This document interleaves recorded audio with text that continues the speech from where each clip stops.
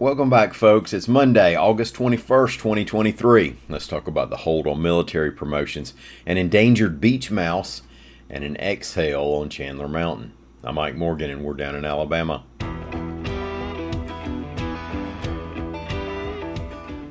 Alabama U.S. Senator Tommy Tuberville continues to take fire over his blocking military promotions, reports AL.com's William Thornton. Now, last week ended with Chairman of the Joint Chiefs of Staff General Mark Milley telling the Washington Post that the blockade is hurting military readiness. You remember that Tuberville put the hold in place in February in reaction to a new Pentagon policy to provide paid leave and travel in order to receive abortions out of state.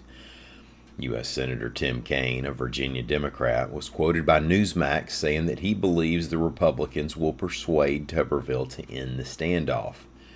Newsmax shared that news with a link on the social media site formerly known as Twitter.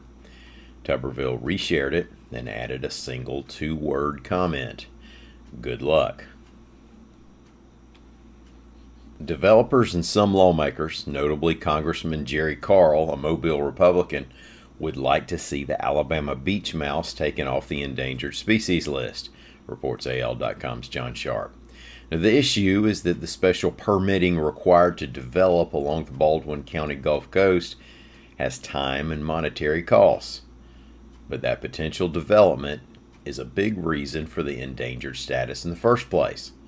In a 2019 federal review of the beach mouse, it was determined that its habitat range had gone from 8,000 to 9,000 acres down to fewer than 2,500.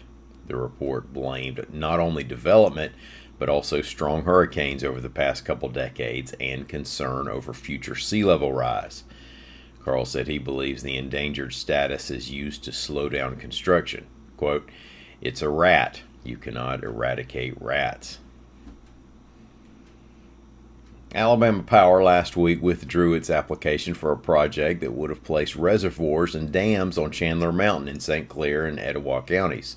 And some local residents are celebrating that outcome, reports AL.com's Dennis Pillion.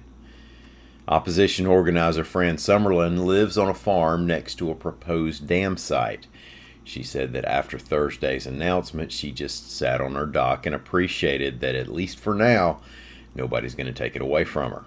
Kim Lankford's 400-acre cattle farm has been in her family for 5 generations. Quote, "I know my daddy and my pawpaw are smiling from heaven."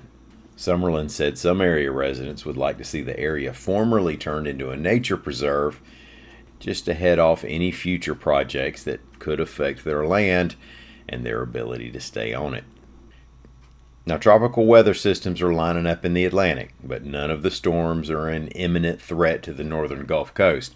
Of more pressing concern is the heat wave that we're going to be in through this week.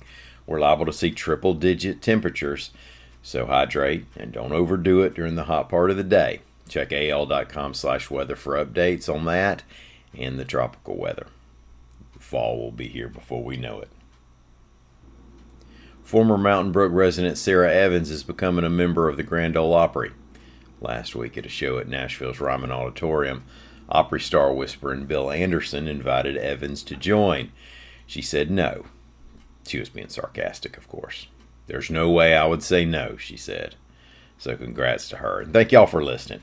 We're going to be back here again tomorrow. Until then, y'all come on back and see us on the internet at AL.com.